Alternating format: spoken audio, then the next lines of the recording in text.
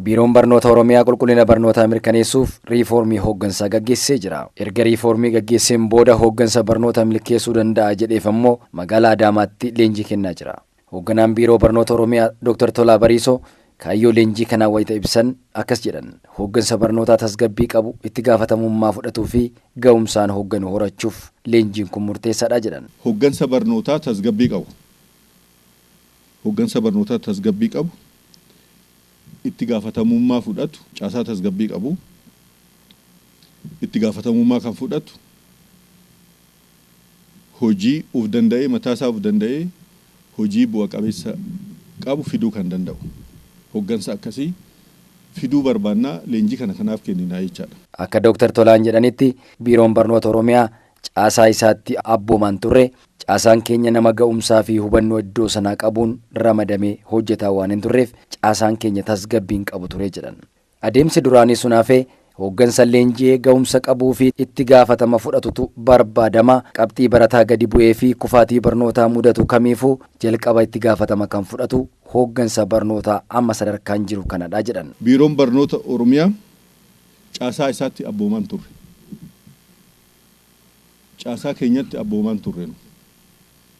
Kana jechuun maal jechuudha? Nama waajjira barnootaa aanaa geggeessu, waajjira barnoota godinaa geggeessu, waajjira barnoota magaalaa geggeessu ofii keenya muudaan turre. Kaasasis hin turre, teessisaas hin turre jechaadha.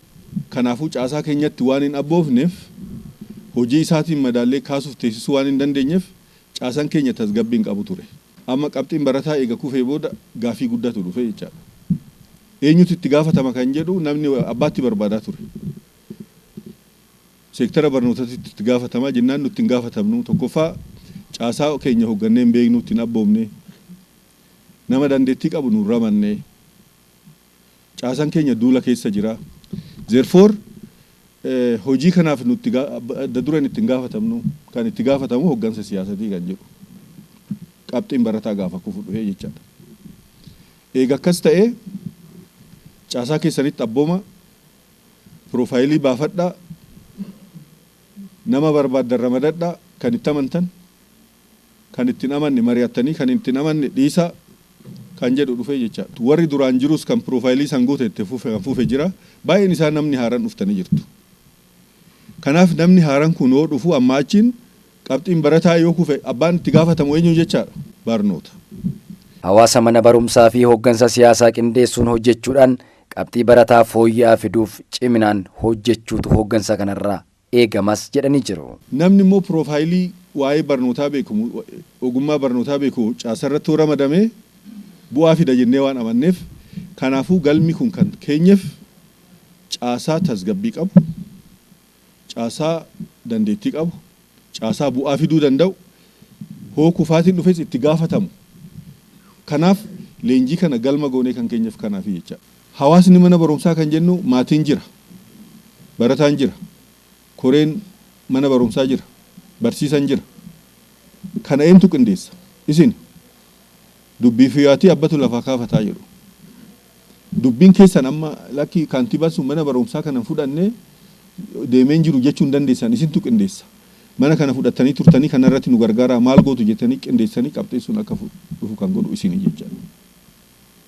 Therefore hooggansa siyaasaa akkasumas immoo hawaasa barnootaa hunda qindeessuun qabxii barataa ni dhufaa kan jedhu yaadna leenjii kana booda. Obbo Efreem Tasammaa sadarkaa hoogganaa Biiroo Barnoota Oromiyaatti gorsaa hoogganaa biirooti. Hooggansii fi barsiisaan leenji'ee qophaa'e kaka'umsaa fi fedhii hojii isaa qabu qulqullina barnootaa 70% milkeessuu danda'a jedhan.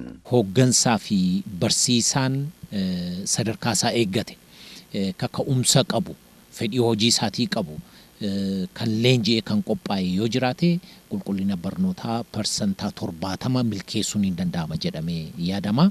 Kanaafuu ammoo hooggansa barnootaa irratti leenjii nuti jalqabne kuni qulqullina barnootaa kana mirkaneessuudhaaf jechuudha. Inni qabxiin biraan immoo mootummaan naannoo Oromiyaadha.